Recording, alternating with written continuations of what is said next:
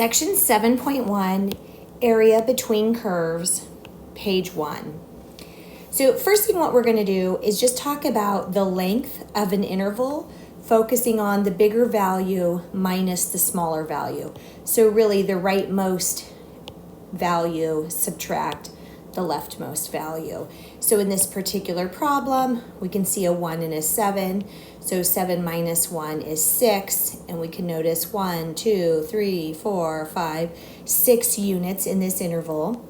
Now in the second example, we've got positive 3 and negative 4, but don't forget when you're subtracting a negative, it's like adding. So we have 1, 2, 3, 4, 5, 6, 7 units across this interval.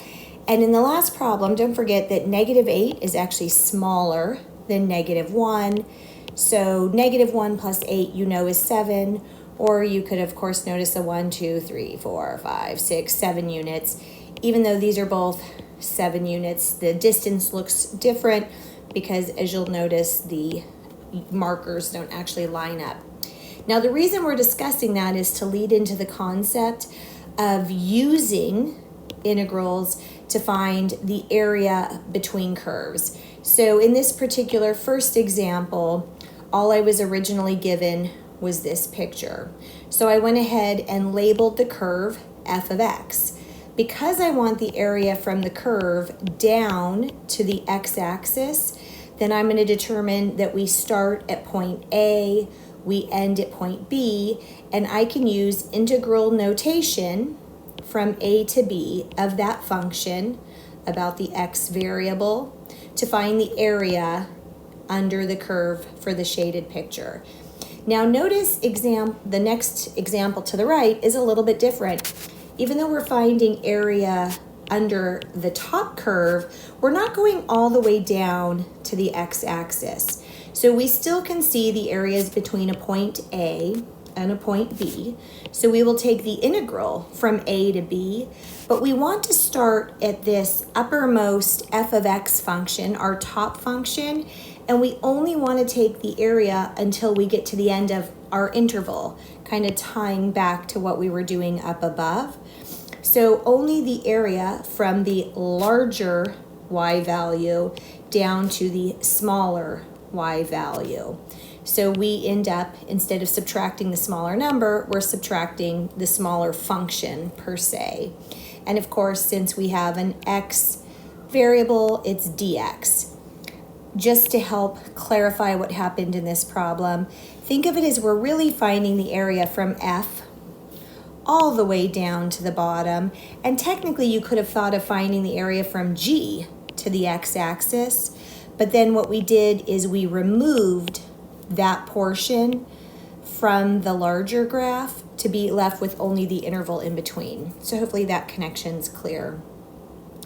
Another little way of defining this is in the problems up above, we were given some starter point A and some ending point B. This example originally just had this shaded, almost almond sliver slice looking thing. What happened is we weren't given a definitive starting and ending point like we'd previously been seeing, but we could see the shading started at A and ended at B. The important thing to notice, though, that the area was enclosed by A and B, which is where the two curves are equal to each other. So if we had set f of x equal to g of x, we would get some point A that is the same value on f and g, and another value b that's the same value on f and b, f and x, f and g, that was hard to say. So that's why we integrated from A to B versus just being told. Now here's the important part. In the examples above, we need the furthest most right or top function to subtract the smaller or bottom function from. We have these visuals, so we've determined that f is our larger function, but how do we know that if we don't have the visual?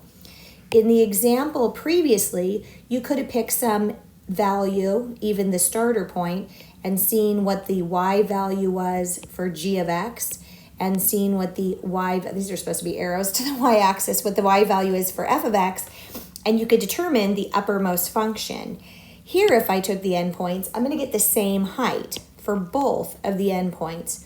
So what we would do is pick some middle number c and figure out what are the heights for c to determine which is the top function.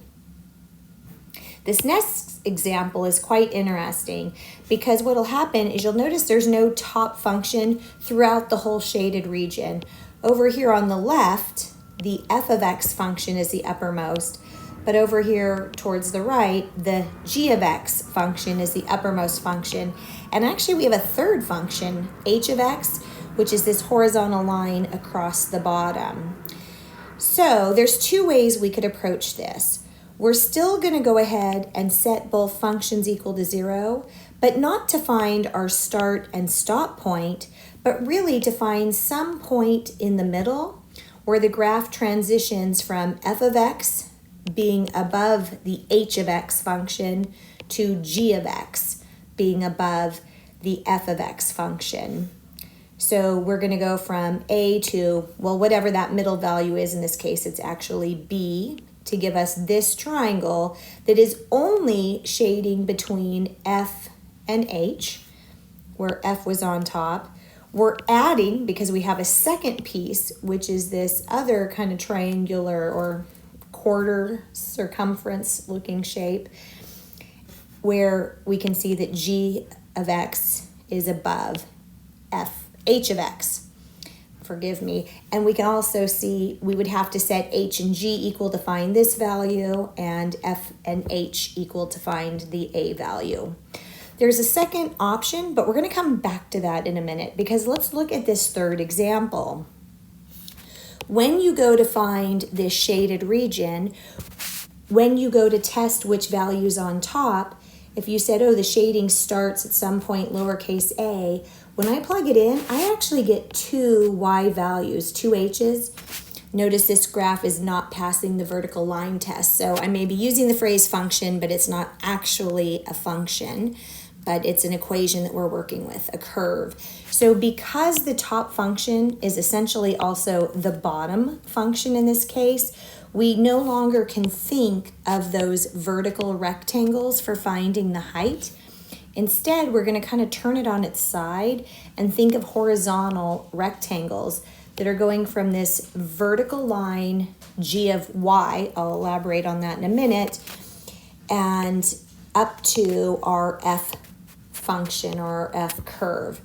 Now, notice I said that f is now in terms of y, and thus g is in terms of y, because if we can plug in a y value, for example, this height over here, c, I'm going to get two different x values.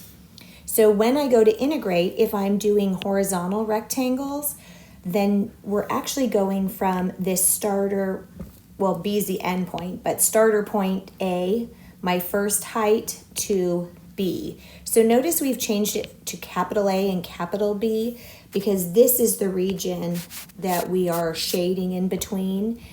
And basically my right most function is this f of y, and it shades horizontally until it hits the g function, which g is also in terms of y. But that means I need to also change the point of integration for the y variable to have dy. But what this leads to is, let's go back and look at the previous problem. What if we turned this into horizontal rectangles?